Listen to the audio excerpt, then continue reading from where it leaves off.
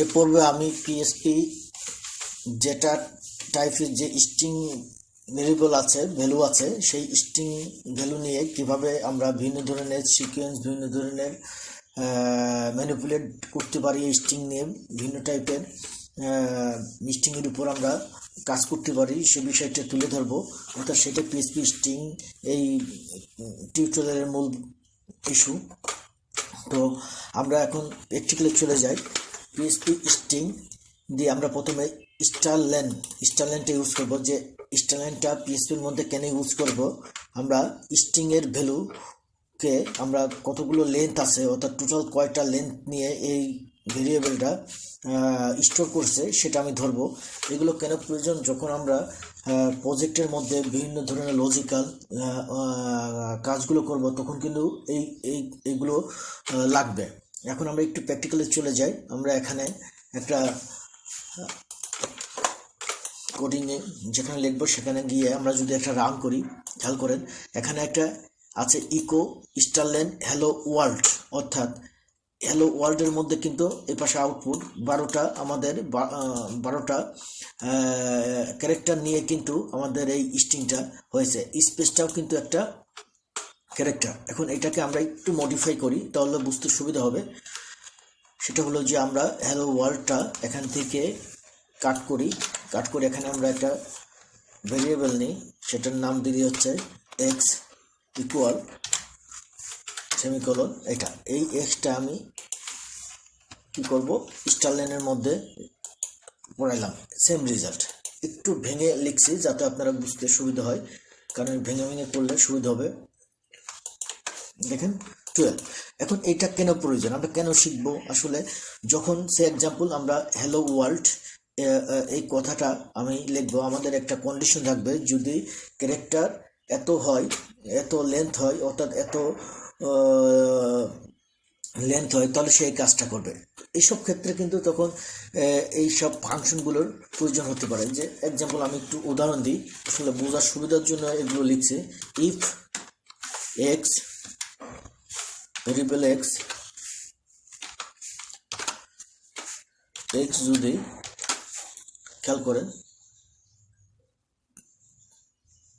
12-এর চেয়ে বড় হয়, তাহলে সে একটা কাজ করবে, এলস অন্য একটা কাজ করবে। কি কাজ করবে, এক্স যদি, অর্থাৎ এই ভ্যালুটা যদি 12-এর সাথে বড় হয়, তাহলে একটা মেসেজ দেবে ইকোর মধ্যে লেন্থ বিগার 12, রাইট। আর একটা যদি এটা ফলস কন্ডিশনের সাথে না মেলে, তাহলে সে লিখবে, আউটপুট দেবে, কি আউটপুট দেবে, লেন্থ নট বিগার 12, রাইট, 12। এখন এটাকে যদি আমরা রান করি, খেয়াল করেন লেন্থ নট বিগার 12, তার মানে 12-এর চেয়ে কিন্তু যে ভ্যালুটা সে এখানে পেয়েছে সেটা বড় না। এখানে যদি সে কিন্তু এই রেজাল্টটা দিয়েছে। অর্থাৎ আমাদের এই সব ফাংশনগুলো আমরা কেন শেখার প্রয়োজন, আমাদের যখন কোনো প্রজেক্ট করব তখন আসলে বিভিন্ন ধরনের কন্ডিশন, বিভিন্ন বিজনেস লজিকের ক্ষেত্রে এইসব কন্ডিশনগুলো প্রয়োজন হবে। সেই সব সময় কিন্তু আমরা এই ফাংশনগুলো ইউজ করবো।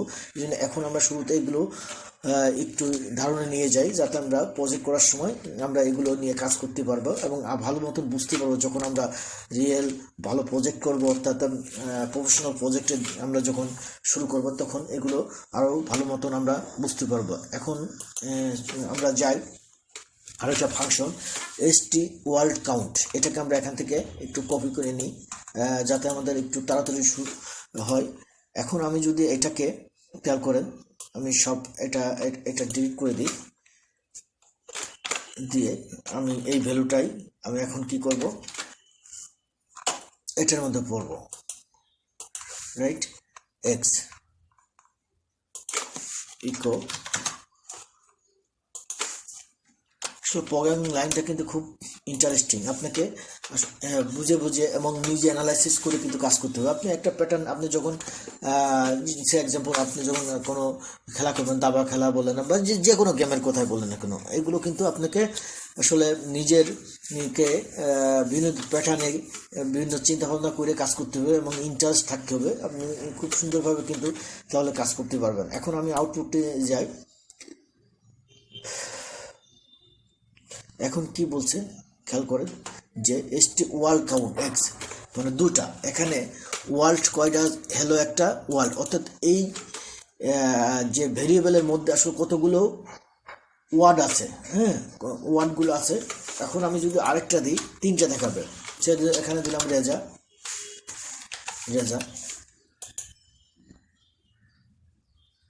খেয়াল করেন 3। আগেরটা আমরা কি করেছি, টোটাল লেটার কাউন্ট করেছি, ক্যারেক্টার 1 to 12টা ছিল। এখন আমরা কাউন্ট করতেছি যে একটা ভেরিয়েবলের মধ্যে কতগুলো ওয়ার্ড আছে। এই একটা ওয়ার্ড, এই একটা ওয়ার্ড, এই একটা ওয়ার্ড, সেটাকে আমরা str ওয়ার্ড কাউন্ট দিয়ে আমরা কিন্তু কাজ করব। আচ্ছা, আশা করি এটা বুঝতে পেরেছেন। এরপর আমরা চলে যাব strEv, অর্থাৎ রিভ। এখন এটাকে আমরা রিভার্স স্ট্রিং, মানে আপনাকে যে স্ট্রিংটা আছে সেটাকে উল্টাভাবে দেখাবে। আমরা একটু প্র্যাকটিক্যালি চলে যাই, এখানে যাই, এখন আউটপুট দিই।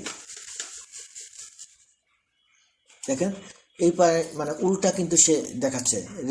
আচ্ছা, রেজাল্ট আমি এখান থেকে ডিলিট করি, তাহলে বুঝতে সুবিধা হবে। হ্যালো ওয়ার্ল্ড, হ্যালো ওয়ার্ল্ডের প্রথম কি আছে, এই ডান পাশ থেকে কিন্তু সে শুরু করছে, অর্থাৎ সে উল্টা দেখাচ্ছে। আচ্ছা, এটা আমরা বুঝতে পারলে প্র্যাকটিস করবেন। এরপর আমরা যাব হচ্ছে পজ, str স্ট্রিং পজ। খেয়াল করেন জাস্ট আগের লেখাটাই আছে, আমি ফাংশনটা জাস্ট এখানে বসাচ্ছি, কারণ সিস্টেম কিন্তু সব একই। যে রাইট, এখন আমরা আউটপুটে চলে যাই।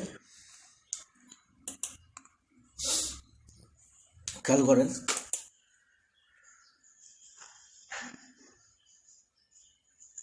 হ্যাঁ 6। এখন 1 2 3 4 1 2 3 4 5 6, ঠিক আছে। হ্যালো ওয়ার্ল্ড, আমরা একটু এখানে কাউন্ট করি, আরেকটা দিই, এস।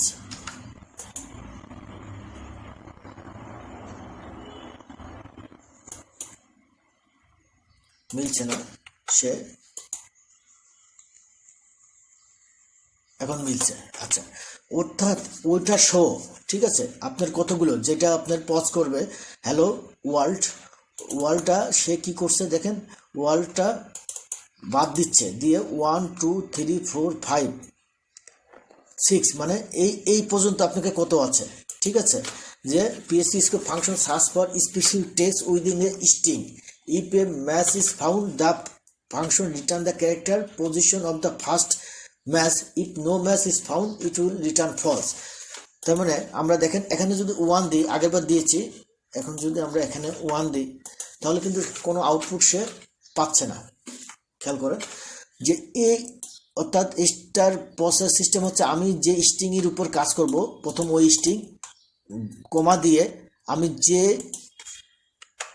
ওয়ার্ডটা আমি খুঁজবো, সেই ওয়ার্ড যদি খুঁজে পাই, সে এক্সাম্পল হ্যালো ওয়ার্ল্ডের মধ্যে ওয়ার্ডটা খুঁজে পেয়েছে, ওইটার পজিশন কত সেটাই 1 0 1 2 3 4 5 স্পেস 6, তার মানে ওইটার পজিশন দেখেন, খেয়াল করেন 6। এখন যদি আমি এটাকে ইয়ে করি, হ্যালো দিই, ওয়ার্ল্ড না দিই হ্যালো দিই, তাহলে পজিশনটা কত আসবে দেখেন, হ্যালো।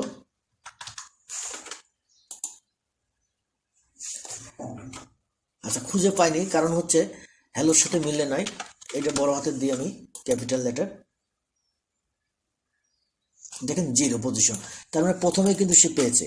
তার মানে স্টার্ট পজের কাজ হচ্ছে যে আপনি যে ভেরিয়েবল নিয়ে আমরা কাজ করব, ওই ভেরিয়েবলের মধ্যে একটা ওয়ার্ড খুঁজবো, সেই ওয়ার্ডটা আমরা কত পজিশনে আছে সেই পজিশনটা সে দেখবে, সেই পজিশনটা সে সার্চ করে বেরোবে। আশা করি বুঝতে পারছেন। সবাইকে ধন্যবাদ।